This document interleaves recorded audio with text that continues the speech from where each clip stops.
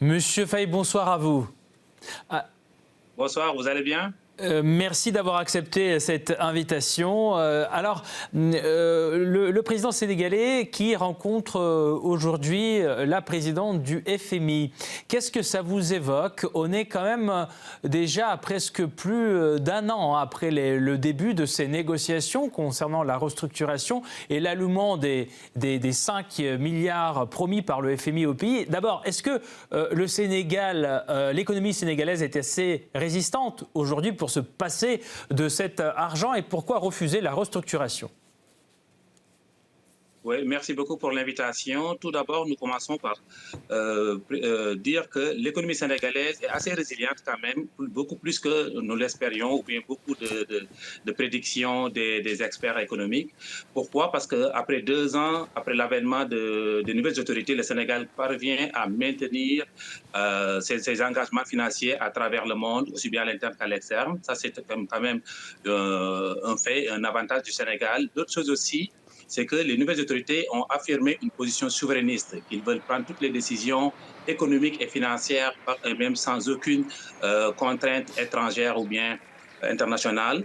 Bien vrai que le Sénégal, quand même, a besoin de financement extérieur. Pourquoi? Parce qu'il y a une pression financière actuelle qui est notable. Pourquoi? Parce que selon les chiffres, le Sénégal a des intérêts à rembourser sur le budget 2026 à hauteur de 1190 milliards, avec un montant amortissement de la dette de 4 307 milliards. Ça, c'est les chiffres. Ce sont les chiffres qui viennent du budget sénégalais 2026. Ça veut dire que le Sénégal a effectivement besoin de fonds extérieurs. Cependant, la restructuration étant une option qui est écartée par les autorités actuelles. Pourquoi? Parce que le Sénégal, quand même, veut avoir un levier qui est comment contrôler par eux-mêmes le système financier ou bien le plan économique.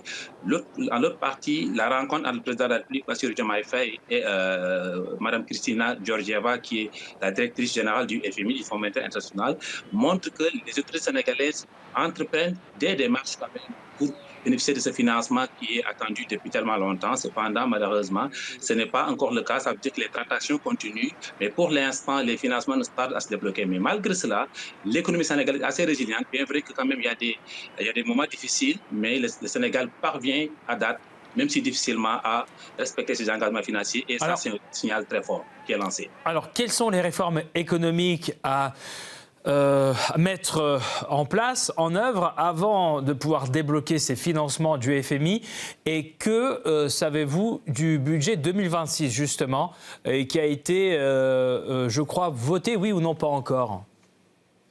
Exactement, le budget 2026 a été voté depuis décembre 2025, parce que la loi sénégalaise stipule que le budget ou la loi des finances initiales doit être voté au plus tard le 31 décembre de l'année précédente, ce qui fait que le budget a été voté depuis 2026. Et ce budget-là, quand même, c'est un budget très optimiste. Pourquoi? Parce que ce budget planifie une croissance de 5%, au même moment que le FMI planifie que le Sénégal, selon les turbulences géopolitiques présentement à travers le monde que nous connaissons tous, va avoir une croissance autour de 2,2%. Ce qui veut dire qu'il y a des différences sur les planifications financières. Et ce budget aussi baisse le déficit sénégalais à 5,37%. Rappelez-vous que l'année passée, nous étions à plus que 8% de déficit. Et en 2024, le Sénégal avait atterri à 11,6% de déficit, ce qui veut dire qu'il y a une pente sur le déficit. Sur le déficit, le Sénégal fait des efforts. Bien vrai qu'il y a encore de la matière à amélioration, mais sur ce plan-là, nous saluons les actions des autorités sénégalaises qui font quand même tant bien que mal des efforts sur ce plan-là. L'autre chose aussi qui puisse causer des problèmes, c'est que les besoins en financement du Sénégal sont nombreux. On parle d'entre 4 000 et 6 000 milliards de besoins en financement qui viennent de l'extérieur. Donc présentement, moi je recommanderais aux autorités sénégalaises de privilégier les IDE, les investissements directs étrangers, sachant que les emprunts vont alourdir la dette présentement. Le Sénégal actuellement se trouve autour de 119% de taux d'endettement si on compare avec le PIB, le produit intérieur brut, sachant que d'ailleurs, le FMI reproche au Sénégal d'avoir un endettement très lourd, ce qui fait que le FMI n'est pas encore prêt à faire débloquer les financements attendus par Dakar. Mais quand même, Dakar a des situations qui montrent que oui, nous sommes prêts à faire face à la situation. D'ailleurs, il y a un plan qui s'appelle le plan de redressement économique et social qui a été voté, qui a été mis en place par les nouvelles autorités durant l'année 2025, sur lesquelles ils planifient sur l'année 2026 des recettes supplémentaires fiscales de 762 milliards de francs CFA.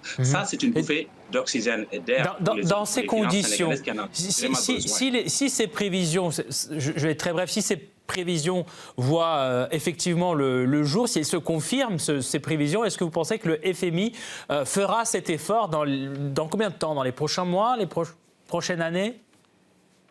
Moi, je pense que, selon mes estimations, ça va être minimum plus que 6 mois. Dans un espace de 6 mois, le Sénégal ne serait pas capable vraiment de rencontrer les critères que mettent en place les FMI. Sachez-vous que les FMI, quand même, demandent souvent de respecter les critères de convergence financière, qui sont des standards internationaux, comme par exemple ne pas dépasser 3% du PIB, en matière de déficit, ne pas être autour de 70% de taux d'endettement et autres, sachant que le Sénégal n'est pas capable d'aller à cette direction-là.